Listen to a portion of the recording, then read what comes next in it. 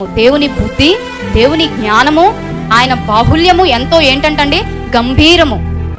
ఆయన ఎంత జ్ఞానవంతుడో, ఒక్కసారి దేవుడు జ్ఞానం ఎంత గొప్పదో తెలుసుకోవటానికి ఒక చిన్న ఉదాహరణ నేను మీకు చెప్తాను. దేవుడు ఎంత జ్ఞానవంతుడో మనం అర్థం చేసుకోవాలంటే ముందు మనల్ని మనం ఒక్కసారి చూసుకోవాలి.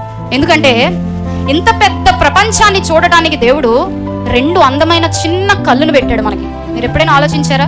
ఇంత పెద్ద అందమైన ప్రపంచాన్ని చూడటానికి మన ముఖమంత కళ్ళు ఒక్కొక్కటి పెడితే ఇంత పెద్ద అందమైన ప్రపంచాన్ని చూడడానికి కళ్ళు ఇంకా బాగుంటాయని దేవుడు ఆలోచించలేదు. ఆయన జ్ఞానవంతుడు కాబట్టి చిన్న చిన్న అందమైన చక్కటి 2 కళ్ళను పెట్టాడు. ఆ 2 కళ్ళతో ప్రపంచం అంతా చూసేయచ్చు మనం. ఆయన జ్ఞానము ఆయన కలగజేసిన కళ్ళలో కనబడుతుంది. మనకుండే నిమిషానికి 60 నుండి 100 సార్లు కొట్టుకుంటుంది. మనం పుట్టింది మొదలుకొని కొట్టుకోవడం ప్రారంభిస్తుంది. మనం చనిపోయే వరకు ఆ గుండె కొట్టుకుంటూనే ఉంటది. ఒక చిన్న పంప్ లాంటి ఆ గుండె శరీరం అంతటికి రక్తాన్ని పంప్ చేస్తూ ఉంటది, పంపిస్తూ ఉంటది.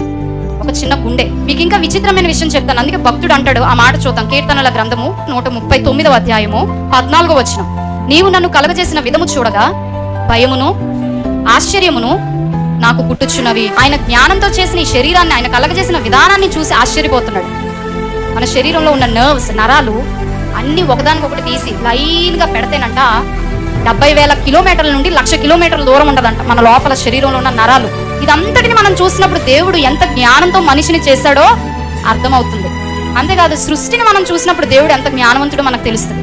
మనిషి చేసే చిన్నపాటి కొవ్వొత్తి కొద్ది కాలము వెలుగుతుంది. వెలిగి వెలిగి వెలిగి వెలిగి ఏమైపోద్దండి? కరిగిపోద్ది. ఎప్పుడో పెట్టాడండి అక్కడ సూర్యుడిని, వెలుగుతూనే ఉంది కానీ అరిగిపోయిందా? వాడిపోయిందా? కరిగిపోయిందా? దేవుని జ్ఞానం అలాంటిది.